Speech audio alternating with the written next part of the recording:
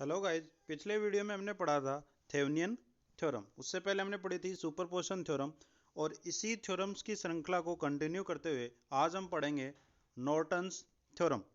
Norton theorem just similar है आपके थेवेनियन theorem के। तो इसका सबसे पहले बात, स्टेटमेंट सेम आपका थेवेनियन थ्योरम की तरह। इसके अनुसार भी किसी टू टर्मिनल लीनियर सर्किट को हम एक इक्विवेलेंट सर्किट से रिप्रेजेंट कर सकते हैं, और उस इक्विवेलेंट सर्किट को हम कहते हैं नॉर्टन्स इक्विवेलेंट सर्किट, जिसमें आपका एक करंट सोर्स लगा होता है और उसके साथ पैरेलल में आपका रेजिस्टेंस लगा होता है। आप यूं भी कह सकते हो कि नॉर्टन इक्विवेलेंट सर्किट में एक आपका प्रैक्टिकल करंट सोर्स होता है। जैसे यहाँ पे आपको दे रखा है, यहाँ पे एक टू टर्मिनल लीनियर सर्किट है और उसके साथ एक लोड रेजिस्टेंस कनेक्टेड है। तो आप इसको नॉर्टन थ्योरम्स के अनुसार नॉर्टन इक्विवेलेंट सर्किट से रिप्रेजेंट कर सकते हो, जहां पे आपका एक करंट सोर्स है जिसकी वैल्यू IN है, जिसे हम कहते हैं नॉर्टन इक्विवेलेंट करंट, और उसके साथ पैरेलल में लगा है एक रेजिस्टेंस जिसको हम लिखते हैं RN से, और RN आपका है नॉर्टन इक्विवेलेंट रेजिस्टेंस। इसके साथ हम लोड रेजिस्टेंस को कनेक्ट कर देते हैं। तो ये वाला जो आपका सर्किट है, ये आपका कहलाता है नॉर्टन इक्विवेलेंट सर्किट। तो अब किसी भी दिए गए सर्किट को आपको नॉर्टन थ्योरम से यदि सोल्व करना हो, तो सबसे पहले हम उसके लिए क्या करेंगे, नॉर्टन इक्विवेलेंट सर्किट फाइंड करेंगे।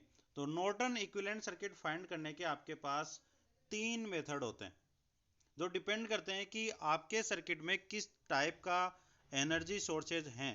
तो सबसे पहला मेथड पढ़ते हैं, जब आपके सर्किट में केवल इंडिपेंडेंट सोर्सेज हों। तो जब आपके सर्किट में केवल इंडिपेंडेंट सोर्सेज होंगे, तब हम इस मेथड के अनुसार फर्स्ट स्टेप में क्या करेंगे, सबसे पहले दिए गए उसके लोड रेजिस्टेंस को हटा देंगे। लोड रेजिस्टेंस को जैसे हटाओगे तो आपके पास सर्किट में दो ओपन टर्मिनल्स आपको मिलेंगे। नेक्स्ट स्टेप में क्या करेंगे, इन दोनों ओपन टर्मिनल्स जो आपको मिले, इनको हम क्या कर लेंगे, शॉर्ट सर्किट, और इसमें से जो करंट फ्लो हो रही है उसको हम डिनोट कर देते हैं IN से, जिसे हम नॉर्टन करंट कहते हैं। उसकी वैल्यू हम कैलकुलेट कर लेंगे, चाहे वो नोडल से करो, मेश से करो, KVL KCL, as your wish, जिससे आप करना चाहो उससे आपको IN की यानी कि नॉर्टन करंट की वैल्यू कैलकुलेट करनी है। उसके बाद आपको क्या फाइंड करना है, नॉर्टन रेजिस्टेंस RN। जो आपने दो ओपन टर्मिनल्स आपको मिले हैं लोड रेजिस्टेंस को हटाने के बाद, इन दोनों टर्मिनल्स के बीच का जो रेजिस्टेंस है उसको हम कहते हैं नॉर्टन रेजिस्टेंस। और नॉर्टन रेजिस्टेंस होता है थेवेनियन रेजिस्टेंस के इक्विवेलेंट। तो आप सेम जैसे आपने थेवेनियन थ्योरम में थेवेनियन रेजिस्टेंस कैलकुलेट किया था, जो आपके इंडिपेंडेंट एनर्जी सोर्सेज थे उनको आप क्या कर देते थे, एलिमिनेट कर देते थे बाई वोल्टेज सोर्स को आप शॉर्ट सर्किट करके और करंट सोर्स को आप ओपन सर्किट करके। उसके बाद जो आपका रेजिस्टेंस बच गए उनके कॉम्बिनेशन को सोल्व करके आप RTH कैलकुलेट कर लेते थे। सिमिलर उसी तरह आपको इंडिपेंडेंट सोर्सेज को एलिमिनेट करके आपको क्या निकालना है, नॉर्टन इक्विवेलेंट रेजिस्टेंस निकालना है।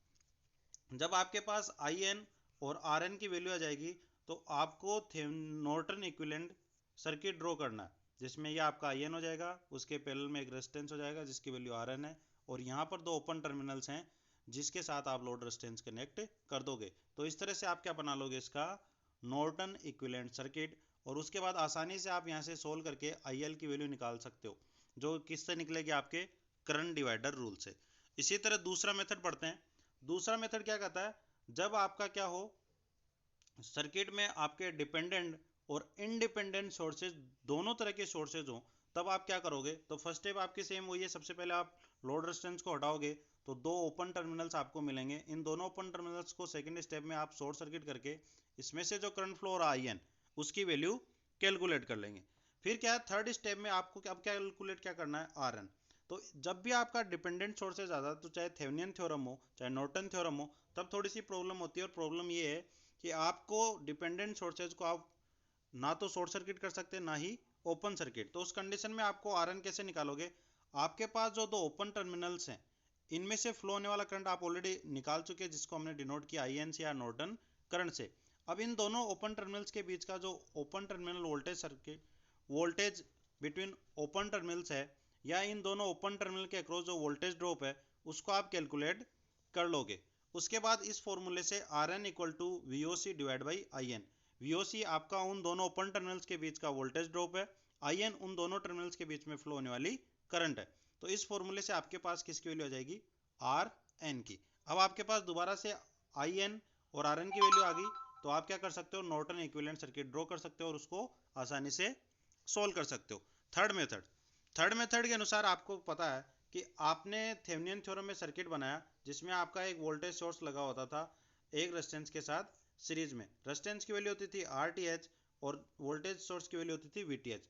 अब आप इसको सोर्स कन्वर्जन की सहायता से करंट सोर्स में कन्वर्ट कर सकते हो, जिस करंट सोर्स की आपकी वैल्यू हो जाएगी IN और वोल्टेज रेजिस्टेंस की वैल्यू आपकी हो जाएगी RN।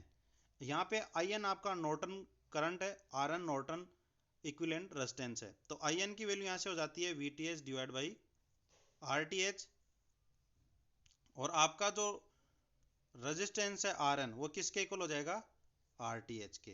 तो यहाँ से आप आसानी से क्या कर सकते हो, जो आपका थेवेनिन इक्विवेलेंट सर्किट है, ये आपका थेवेनिन इक्विवेलेंट सर्किट है, इसको सोर्स कन्वर्जन की सहायता से आप आसानी से किस में कन्वर्ट कर सकते हो, नॉर्टन इक्विवेलेंट सर्किट में कन्वर्ट कर सकते हो, जहाँ पे आपका IN इक्वल टू हो जाएगा VTH डिवाइड बाई RTH और आपका जो RN है वो इक्वल टू हो जाएगा RTH के।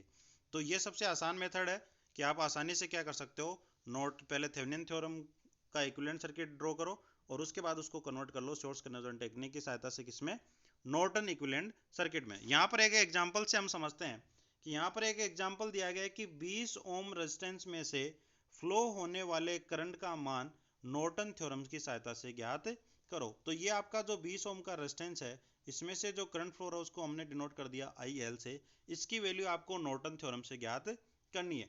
पिछले वीडियो में जब हमने थेवेनिन थ्योरम पढ़ी थी तो हमने इसी सर्किट को सोल्व करके 20 ओम में से जो करंट फ्लो हो रही है उसको थेवेनिन थ्योरम की सहायता से ज्ञात किया था। तो मैं पहले इसका क्या कर लेता हूँ, थर्ड मेथड से इसको सोल्व करूंगा, और थर्ड मेथड से इसको सोल्व करूंगा तो पिछले वीडियो में या पिछले चैप्टर में हमने थेवेनिन थ्योरम से जब इसको सोल्व किया था तो इसका थेवेनिन इक्विवेलेंट सर्किट बनाया था, जो कि ये रहा। अब मैं क्या करूंगा, इस थेवेनिन इक्विवेलेंट सर्किट को कन्वर्ट कर लूंगा किसमें, नॉर्टन इक्विवेलेंट सर्किट में।